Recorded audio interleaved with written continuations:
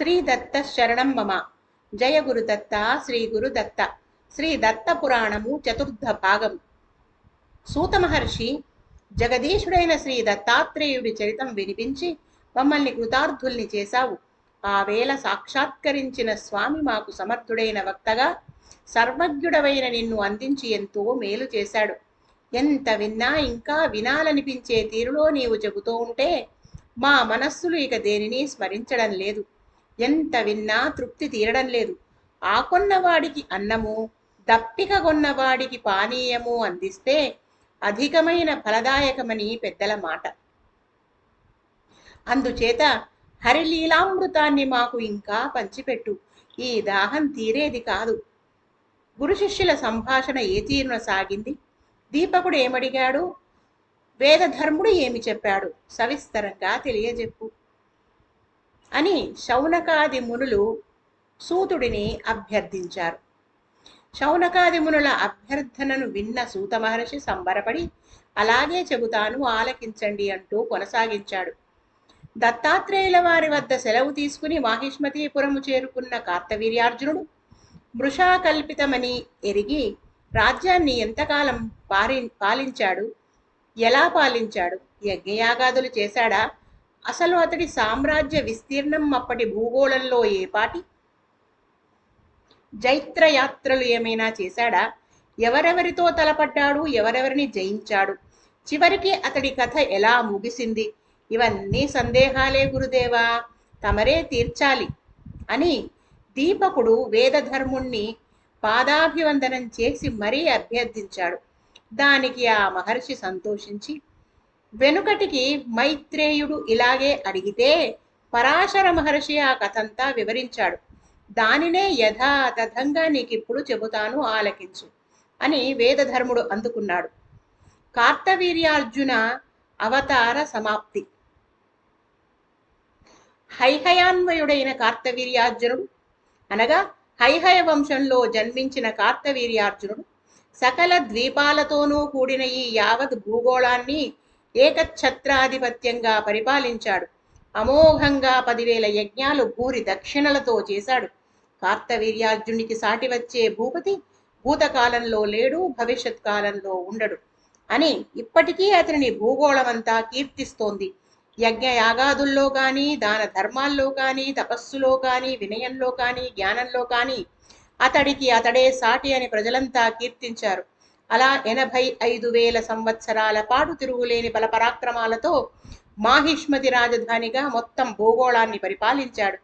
ఒకనాడు ఆనందాతిశయంతో నర్మదా నదిలో జలక్రీడలాడుతున్న వేళ ఈ హైహయుని చెంతకు దిగ్విజయ కాంక్షతో దశకంఠుడు అంటే రావణాసురుడు వచ్చాడు. దేవ దైత్య గంధర్వులను గడగడలాడించిన రావణుణ్ణి ఒక బలి పశువులా బంధించి కారాగారంలో పడేశాడు కార్తవీర్యార్జునుడు. ఇంతటి కార్తవీర్యార్జునుడు 85,000 సంవత్సరాల తరువాత శ్రీమన్నారాయణ అంశ సంభవుడైన పరశురాముని చేతిలో అవతార సమాప్తి పొందాడు. అదేమిటి గురుత్తమా? శ్రీమన్నారాయణుడు తన భక్తుల్ని తానే వధించాడా? లీలావతారాలు చాలా ధరించాడు శ్రీహరి, కానీ ఏ అవతారంలోనూ భక్త ద్రోహం చేయలేదే. సర్వజ్ఞుడు సర్వసాక్షి అయిన పరమాత్మ ఇలా ఎందుకు చేశాడు? తత్వజ్ఞాన సంపన్నుడైన కార్తవీర్యార్జునుడు అంతటి అపరాధం ఏమి చేశాడు? ఎలా చేశాడు? దత్తదేవుని అనుగ్రహానికి పాత్రుడై ఉండి కూడా, స్వయంగా యోగి అయ్యుండి కూడా దేవదేవుణ్ణి గుర్తించలేకపోయి అపరాధం చేశాడా? రాజమాతృడుగా ఉన్నాడు కాబట్టి ఒకవేళ గుర్తించలేకపోయాడే అనుకుందాం. గుర్తించగలిగిన శ్రీమన్నారాయణుడు తనకు అత్యంత భక్తుడు మహాయోగీశ్వరుడు అయిన పార్థివుణ్ణి ఎలా సంహరించగలిగాడు? ఎందుకు సంహరించాడు? దయచేసి ఈ సంశయాలు నీవు తీర్చకపోతే నా మనస్సు కుదుటపడదు.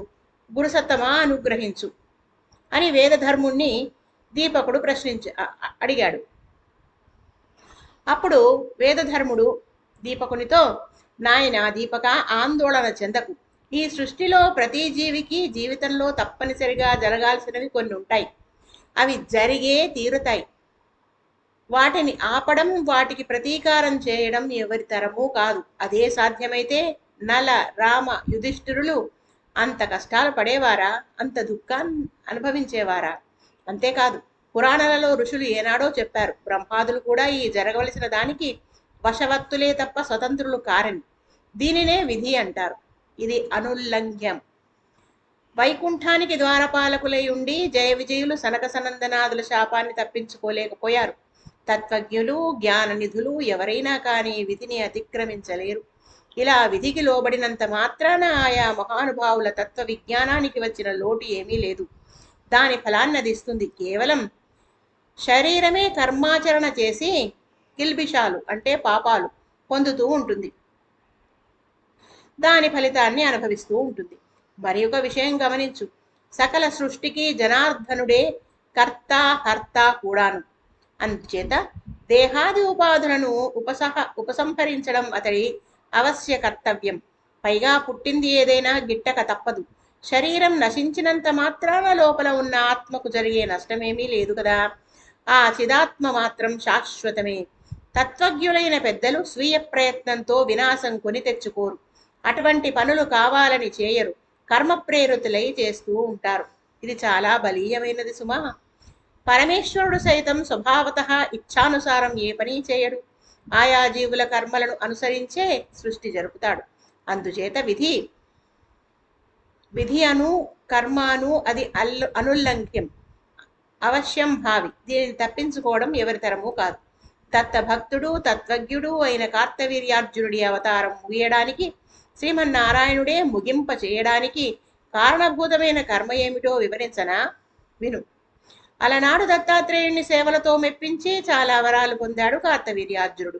అందులో ముఖ్యమైనది తన మరణం గురించి. సంగ్రామ రంగంలో నాతో సమానుడి చేతిలో గాని, నాకంటే అధికుడి చేతిలో గాని నేను మరణించాలి. అంతేగాని రోగాలు రస్సులతోనో అల్పుడి చేతులలోనో నేను మరణించకూడదని వరం అడిగాడు కార్తవీర్యార్జునుడు. దత్తాత్రేయ స్వామి తథాస్తు అన్నాడు. ఈ మాట జరగాలి కదా మరి. అందుకు అవసరమైన కర్మాచరణను అతనితో ఈ బలీయమైన విధి చేయించింది. అది చెబుతాను విను. ఒకనాడు కార్తవీర్యార్జునుడు రథారూఢుడై చతురంగ బలాలతోనూ భూగోళమంతా విహరించి తిరిగి వస్తూ రుచీక పుత్రుడైన జమదగ్ని ఆశ్రమాన్ని సందర్శించాడు. చతురంగ బలాలను ఆశ్రమానికి దూరంగా నిలిపి తాను మరో 2 మిత్రులు కలిసి పాదచారులై ఋషి దర్శనం కోరి ఆశ్రమంలో ప్రవేశించారు. జమదగ్ని ఋషికి భక్తితో నమస్కరించి బద్ధాంజలితో స్తుతించి ఆయన ఆజ్ఞ ప్రకారం ఎట్ట ఎదుట శిలా వితర్ధిక మీద వినయంగా కూర్చున్నాడు. ఉభయ కుశలోపరి అయ్యాక ఆ మహర్షి కార్తవీర్యార్జునుని సర్వసైన్య సమేతంగా ఆతిథ్యానికి పిలిచాడు. తన ఆశ్రమంలో ఉన్న హోమధేనువు సురభి మహిమతో అందరికీ అపూర్వమైన విందు విలాసాలు, దివ్య భోగాలు అందించాడు. ఆ దివ్య భోగాలను చూసి ఆనందించవలసిన కార్తవీర్యార్జునుడి మనసు విధి ప్రేరణతో ఈర్ష్యా కలుషితమైనది. యావదఖండ పృథ్వీపతి అయ్యుండి తాను ఏర్పాటు చేయలేని రీతిలో ఒక సాధారణమైన ఋషి ఇంతటి విందు అందించడం తనకు పరాభవమని అనిపించింది. ఆ విందు విలాసాలు, భోగభాగ్యాలు వాటికవే సాటి. స్వర్గలోకంలో కూడా కన్నవి విన్నవి కావు. వీటిని తనకు అందించాడంటే ఇది తప్పక నన్ను అవమానించడమే, కించపరచడమే అని భావించాడు. ఈ పరాభవానికి మూల కారణమైన ఈ ఋషి దగ్గరున్న హోమధేనువును ఇప్పుడే అడిగి సొంతం చేసుకుంటాను. దానంగా ఇవ్వనంటే స్వాధీనమే చేసుకుంటాను. దీనికి ఒప్పుకోకపోతే ఉండనే ఉన్నది బలప్రయోగం. శాంతిపరాయణుడైన ఈ ఋషి నన్నేం ఎదిరించగలడు? ఇలా ఒక నిశ్చయానికి వచ్చి ముందు వినయంగా ఋషిని అభ్యర్థించాడు. ఋషి అందుకు అంగీకరించలేదు. ధనం కోరినంత ఇస్తానన్నాడు. అయినా ఋషి అంగీకరించలేదు. అయితే బలాత్కారంగా తీసుకుపోతానన్నాడు. నీ వల్ల అయితే అలాగే తీసుకెళ్ళు అని జమదగ్ని ఋషి శాంతంగా పలికి ఎప్పట్లాగే ప్రశాంతంగా కూర్చున్నాడు. హైహయుడు దూడతో సహా హోమధేనువును తాళ్లతో బంధించి బలాత్కారంగా తన రాజధానికి లాక్కుపోయాడు. సమిధలు, దర్భలు ఏరుకు రావడానికి అడవిలోనికి వెళ్ళిన పరశురాముడు ఈ సంఘటన జరిగిన కాసేపటికి ఆశ్రమానికి తిరిగి వచ్చాడు. తండ్రికి నమస్కరించి కూర్చున్నాడు. సోదరులు చుట్టుముట్టి జరిగిన సంగతంతా చెప్పారు. వింటూనే పరశురాముడు క్రోధారుణ వికారుణిత నేత్రుడై ఉవ్వెత్తున లేచాడు. లేస్తూనే పర్ణశాలలో ప్రవేశించి గండ్రగొడ్డలి విల్లంబులతో యువతలికి వచ్చాడు. వస్తూనే భూమి కంపించేటట్టు ఆమడకు అంగలేస్తూ బయలుదేరాడు. అధర్మం చేసి భూమికి భారంగా మారిన హైహయుణ్ణి సంహరించడానికి మాహిష్మతి నగరం చేరుకున్నాడు. చతురంగ బలాలతో కార్తవీరుడు సరిగ్గా పురప్రవేశం చేయబోతూ ఉండగా వెళ్ళి వెనక నుండి అటకాయించాడు.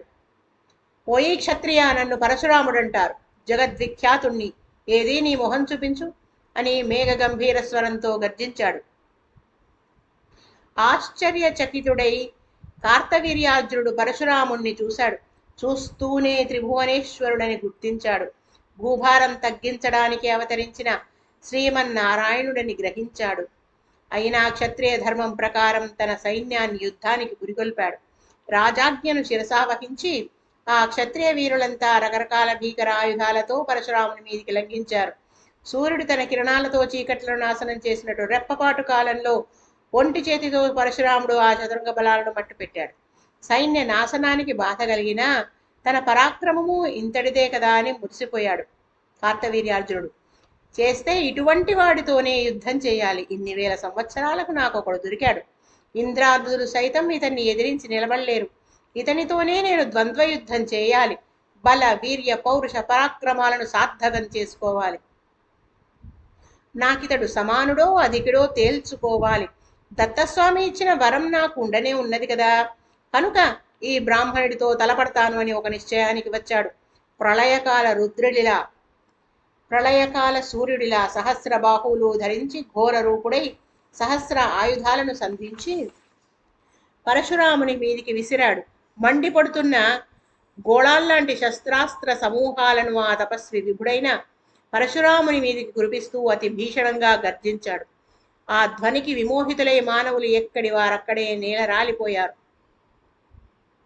విక్రమిస్తున్న అర్జునునితో మృదువుగా ప్రారంభించి అతని పరాక్రమాన్ని చూసి సంబరపడుతూ క్రమక్రమంగా విజృంభించాడు సాక్షాత్ శ్రీమన్నారాయణుడైన పరశురాముడు. మహావాయువు ఆకాశంలో మేఘశకలాలను చెల్లాచెదరు చేసినట్లు కార్తవీర్యార్జునుడి బాణాలన్నింటినీ తన బాణాలతో మార్గ మధ్యంలోనే ఎగరగొట్టాడు.